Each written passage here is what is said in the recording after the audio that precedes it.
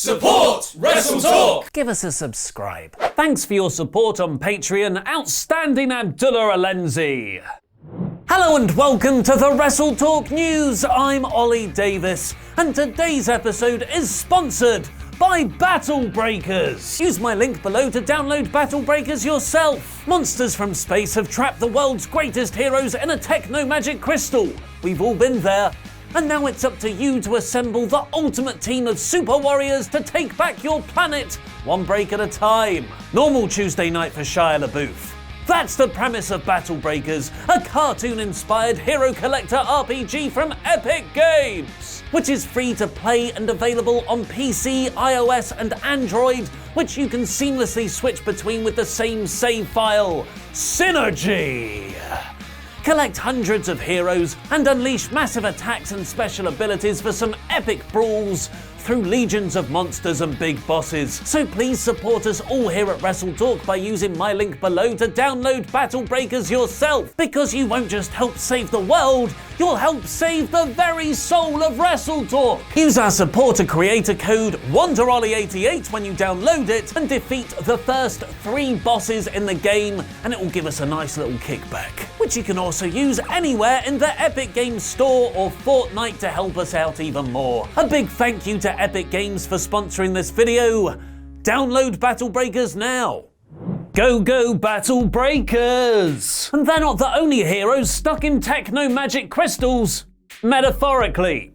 If WWE contracts were techno-magic crystals, it's a hard one to segue from, okay? As a quick recap so far, this year alone has seen the following WWE superstars either publicly or reportedly request their releases from the company. Mike and Maria Kanellis, The Revival, Hideo Itami, Ty Dillinger, Goldust, Sasha Banks, Mike Kanellis again, Luke Harper, Sin Cara, ACH/Jordan Miles, and most likely by the time I finish saying all this, Mike Kanellis for a third time. Of all those, only Itami, Dillinger and Goldust were granted their releases, and now we have yet another one to add to the list. 205 Live and NXT wrestler Oney Lorcan. PW Insider is reporting that Lorcan actually requested his release at the end of last month, with multiple sources confirming the report, and true to their current form, WWE have not yet granted it. The Wrestling Observer have since corroborated this, with Dave Meltzer revealing Lorcan has been unhappy for quite some time. Supporting the reports, Lorcan himself has changed his Twitter name to Biff Buzzick, the name he used on the independent scene before getting signed by WWE in 2015, where he continues to post totally sane tweets like this. My dad says if I ever go tanning again, he's gonna kick my ass. My girl wants to party all the time, party all the time, party all the time. My girl wants to party all the time, party all the time. She parties all the time. Woohoo! Hoo-hoo, party all the time. She likes to party all the time. Party all the time. Woohoo, hoo-hoo. And an amazingly photoshopped image of Dave Meltzer sitting at his computer typing the text, Biff rules. I just can't see the joins, how do they do it? After making his name in Evolve and CCW, Lorcan was signed by WWE in 2015, where his hard-hitting style and bald head found its perfect partner in Danny Burch at the start of last year. The two have been an NXT tag team since, but have rarely been in the championship picture, despite an excellent match against the Undisputed Era at 2018's NXT TakeOver Chicago. He also debuted on 205 Live in March as a single star in the Cruiserweight division. Of the now 12 people who have reportedly asked for their releases this year, though, only 3 have been granted, and none since February. Those are bad odds, but WWE's stance on that might be about to change. Apparently the reason behind WWE granting Itami, Dillinger and Goldust releases at the start of 2019 is because the company thought they wouldn't pose a threat to them outside it. Itami was going to move to Japan, where he debuted for New Japan as Kenta. Goldust was apparently too old, and Dillinger was only a 10 chance. The last 2 quickly proved that mindset wrong, with Goldust joining his brother Cody in All Elite Wrestling to have what is still my favourite match of the year, and Ty followed him to have another good blood feud with Cody, as Sean Spears being packaged as a serious mid-card act with Tully Blanchard. WWE quickly stopped granting releases to frustrated wrestlers, and even started offering ridiculously large sums of money to anyone with their contracts expiring soon, with JR even revealing an undercard guy, early 30s, just signed for $500,000. Last Thursday's Wrestling Observer newsletter, however, writes that WWE stance might be about to change. Dave Meltzer has written, "It was noted WWE may be giving releases to some people with the idea they don't believe they would be going to AEW, or if they do, wouldn't help them." The case Dave Meltzer was writing about specifically there was NXT wrestler Jordan Myles, aka ACH, who has publicly accused WWE of racism, initially sparked by them creating a racially insensitive t-shirt design for him. While the shirt was never actually sold, and WWE claim ACH actually signed off on the design before changing his mind, the controversy has grown into a hashtag on Twitter, with ACH and others promoting a For the Culture movement. Then last week, ACH went to Twitter again to state he forking quits the company. He's now conducted a live Q&A on Twitter to answer questions about the situation, and he's already talking about where he wants to go next. New Japan! Not that I got anything against AEW, but New Japan, I love New Japan. I feel like I got a lot more left to accomplish there. ACH has previously wrestled for New Japan in the 2017 and 2018 Best of the Super Juniors tournament. One fan asked if ACH was legally able to move on from WWE though, to which he replied, "Legally, no. Mentally, yeah." I'm sure that argument will totally stand up in court. But if ACH is intending to go to Japan, WWE might release him just to be rid of the controversy, as he won't be going to AEW. And ACH isn't the only one who might be leaving the company soon. Broken brilliant segue!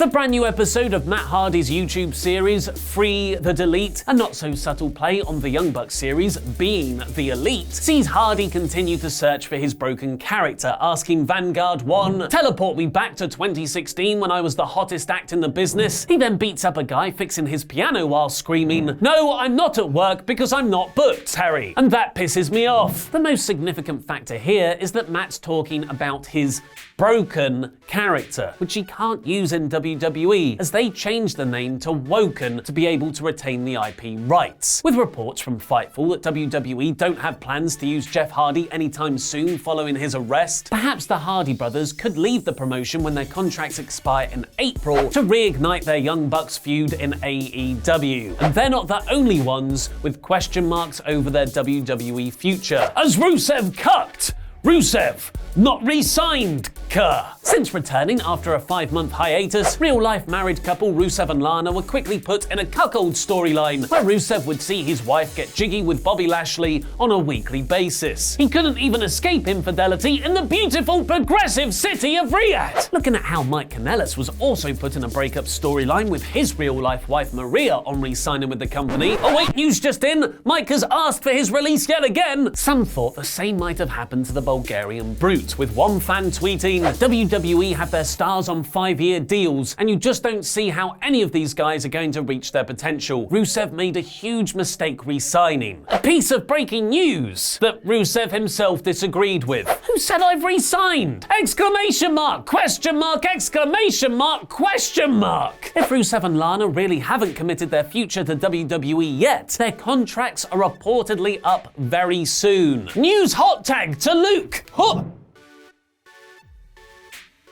Thanks, Ollie, but that was a lot of information about men blokes wanting to leave WWE. It's 2019, there's a women's evolution going on. Let's hear about some of the lady folk that might also possibly leave. It's been a bumpy ride for Kairi Sane since joining WWE in 2016. From the highs of winning the Mae Young Classic and the series of matches and title switches with Shayna Baszler on NXT TakeOver events and WWE's first ever and currently only all-women pay-per-view Evolution, which had nothing to do with the Saudi Arabia controversy whatsoever, to the lows of being brought up to the main roster despite not finishing her storyline with Io Shirai and being thrown into a random tag team called the Kabuki Warriors with Asuka, who only a few months previous had been the SmackDown Women's Champion, beating the company's top star Becky Lynch, and the team doing nothing because WWE had more or less given up on the women's tag team division after giving the belts to the Iconics. Thankfully, a heel turn has rejuvenated the Kabuki Warriors, who are now the current current WWE Women's Tag Team Champions. However, it's now being reported that Sane's contract, which she signed in 2016, is coming to an end, and she might not re-sign. Dave Meltzer noted on Wrestling Observer Radio over the weekend that Sane's contract is up in early 2020, and while her tag partner Asuka is happy staying in the US, the Pirate Princess could head elsewhere. Meltzer said, "I could definitely see Sane leaving. I don't know that she's gonna leave, but she's definitely expressed interest in exploring other options." However, before you all jump on the Kairi Sane to AEW confirmed bandwagon, it's interesting to note that Takaki Kadani, the head of Bushiroad who recently purchased Stardom, said in a recent interview with Tokyo Sports that he wants to bring Kairi Sane and Io Shirai back to the promotion once their WWE contracts expire in an effort to build Stardom back up. So it's either going to come down to whether Sane is looking to explore other options like Meltzer is reporting, or whether she's happy making a lot of money on the main roster in WWE. However, it should also be noted that when she signed for WWE in 2016, she was reportedly making less than what she made in Japan. But at this point, it might be easier to do a news episode about wrestlers that want to stay in WWE, as there is a possibility that Rey Mysterio could also be on his way out. Mysterio signed a 2-year deal with WWE last year, which means his contract expires in 2020. However, it's being reported that WWE actually offered Mysterio an 18-month opt-out clause, the same offer WWE gave the Young Bucks, Cody, and Kenny Omega before they launched All Elite Wrestling. What that means is that 18 months into his 2-year contract, Mysterio can choose to leave WWE and not complete the remaining 6 months. The current report is that Mysterio's opt-out comes shortly after WrestleMania next year, but that also depends on whether WWE have added time to the contract due to his shoulder injury, similar to how WWE have added 6 months to Luke Harper's contract due to his injury in 2018. But before you all jump on the Rey Mysterio to AEW confirmed bandwagon, somebody asked Big Daddy Meltzer about his thoughts on this situation on the old Twitter machine. And Bruce Pritchard's best friend replied, "He signed for 18 months, but I don't see him leaving because they have the angle with Dominic's debut." It was reported shortly after Mysterio signed with WWE that one of the big draws for him penning the deal was that his son Dominic would have access to the WWE Performance Center, and it would be an open door for him to sign with WWE right out the gate when he was ready for his main roster debut. And with the reports that Rey Mysterio is looking to retire in the near future and pass his gimmick and mask on to his son, could that convince him to stay in WWE?